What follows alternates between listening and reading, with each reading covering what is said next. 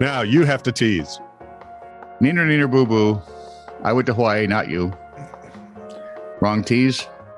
I don't care. Does the tease we need involving subscribing, and following This Is Truly News? Oh, yes. I know that the people in, Ecuador would enjoy that. Yep. And we think Lydia Ko does. Over in New Zealand. Yeah.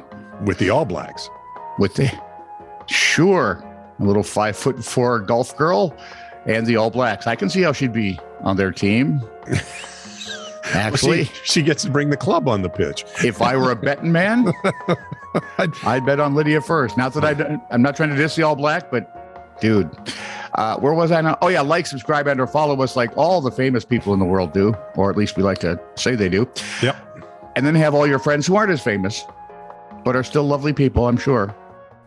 Unless they're hookers on icy lakes. Nah, hey, they can subscribe, and follow us too. They're people. Donkey chains. That's German for thank you.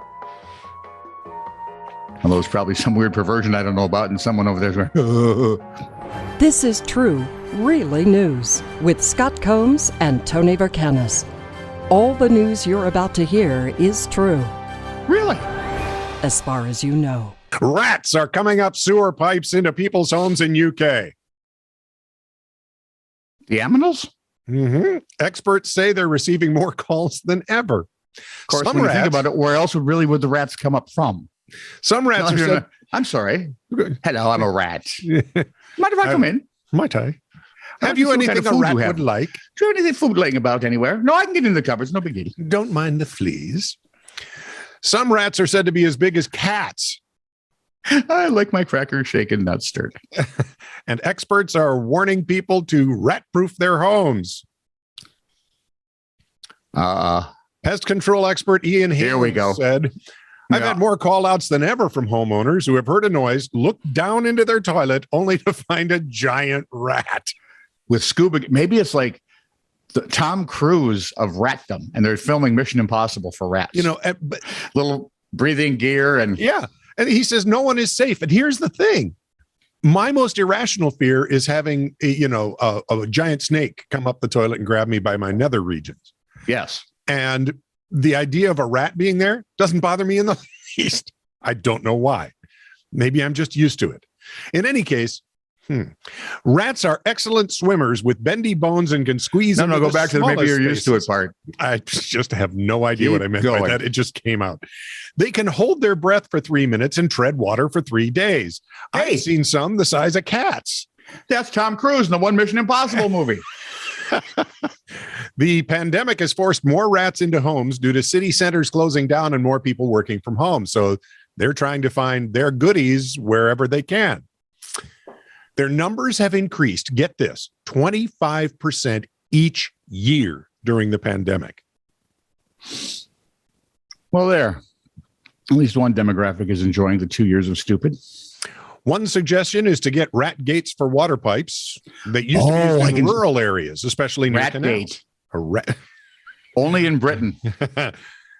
Welcome to Ratgate Prison. I wonder, though, have they considered installing rat gates in Parliament? Oh, no one would get in. Right. Be like installing them around Washington, D.C. It'd be empty. My point. Oh, I thought it was just a thing in your head. Yeah. Oh, sorry. Need something to do during a snowstorm in Queens, New York? I need something to do during a snowstorm in Queens, New York. Be honest, isn't the first question going, why would I be in Queens, New York? Yes, because everything good about New York is near Central Park. Yeah. It's in Manhattan. It's just, that's all there is to it. So one of the people we met in Hawaii, did I tell you I was in Hawaii recently? No, you barely mentioned it. We go to a bar, meet a lady from Illinois. Of course. And oddly enough, you can't smoke anywhere in Hawaii. So this bar was like on the second floor of a building. There were 3 bars kind of attached. Lower floor, upper floor, crossover, upper floor. The upper floor of the second building showed the Wild game, hockey. Okay. So we're up there watching hockey. We have an Illinois bartender, and I'm out on the smoking lounge. Normally you have to go far away in the forest and watch out for the wild Hawaiian jungle mongooses. Oh. And what about the cute little koala bears? They have those in Hawaii? That's They don't? Australia, isn't it? Well, I have no idea. Of course you don't. Where was I now? Oh, smoking lounge. So instead of this, since you're up so high, they said you just go out the doors and they have two like fire cans Yep. on each end of this very long freaking balcony. Yep. So I'm out there and I light a cigarette and I do what I normally do. I'm kind of just Staring off into the distance. It's gorgeous. I mean, it's a lovely place. And all of a sudden, it's beautiful, isn't it? And I turn on, sure it is. Hi, I'm Christina. What's your name? And we start chatting. And somehow or another, we work around to the fact that she knows my daughter-in-law's brother because they golf in the same club is it Oxbow, North Dakota. So I had to go to a small little fun bar in Hawaii to meet a couple from North Dakota who knew my sister-in-law, or my daughter-in-law, who was with us while I'm watching a Wild game. And right behind me is this huge corner that was dedicated to the Chicago Blackhawks. Well, that's just unholy. And then I found out that her friend Walter, Yes. who visits Hawaii about as often as they do, Mm-hmm. was born in Belgium, but lived a good part of his life in Chicago. I immediately disliked Walter. Now, where was I? Oh, we were in Queens. Snowstorm, something to do. Yeah. One person had an idea because in Queens, that's not a bad batting average. Oh, geez. One person. That's going to get me in trouble. We might have someone in Queens who listens. Well, we might. Around 3:15 in the morning on a cold winter's night, someone rode up on an electric bike to a speed camera in Howard Beach. The camera caught the action. According to Pix 11 TV, the person calmly stopped the bike, aimed a handgun, and shot multiple rounds at the camera. Missing it each time. Yeah, there didn't appear to be any damage to the actual camera. Then ever so politely put the gun away and rode off into the snowy night. The guy is, by the way, is a Republic stormtrooper. He's He couldn't hit himself. You take the stormtroopers and then you take the guys in red shirts from Star Trek. That'd be funny because I don't think you can miss guys in red shirts in Star Trek. And yet, So it'd be interesting to see. It'd be interesting to see which is true. Police had to release videos in hopes someone would identify the shooter. He's looking at the camera. I'm thinking. So there, if you're ever truly bored, just go right up to a CCTV camera and take a few shots at it. You might want to hit it. Yeah. Just as a change of pace. Just thinking. It begins in Cancun, as many things do, where some Liverpool football supporters met a Manchester United fan. Oh, this can't be good. Of course, they argued about football. Of course they did. And at some point in the festivities, our manly Manchester man was tossed in the pool. Okay, that's reasonably light so far. Good. Then the Liverpoodles decided on something more extravagant. Oh, no. Months in the making, they set up a fake Facebook account masquerading as a lovely Scottish lass and started flirting with the Man U fan. He bit hard.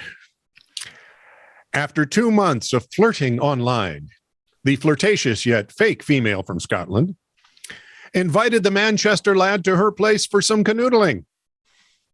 Ah, the old canoodling. The Manchester man drove 9 hours, count them, 9 hours, to meet her. In Scotland? Yes, and found her farm empty. No worries, she texted him and said she'd be home from work in the not too distant future. 3.5 hours later, the boys from Liverpool called to let him know he'd been had.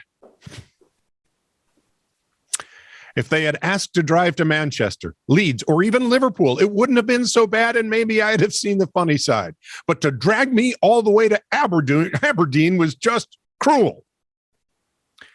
A video of that particular phone call went viral, as you might guess. And shortly thereafter, his wife left him. So, winners all around. Baltimore, 57-year-old David Bennett Sr. became the first person to receive a heart transplant using a donor heart from a pig. He did. Really? Yep.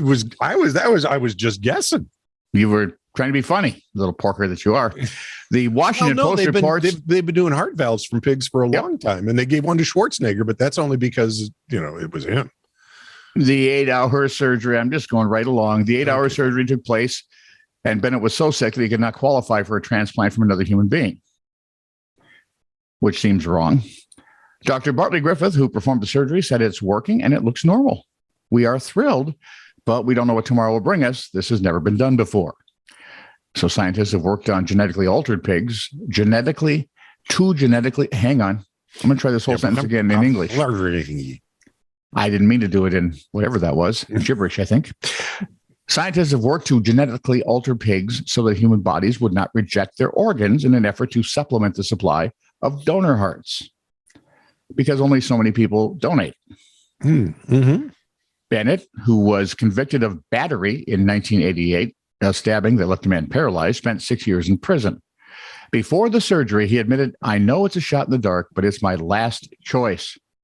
According to his son, Bennett wished to contribute to the science and potentially save patient lives in the future.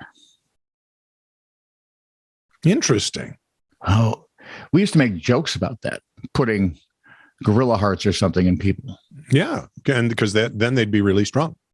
And they make cool noises. I'd like to just say, This is true, really news. Send email to TiTR@netradio.network.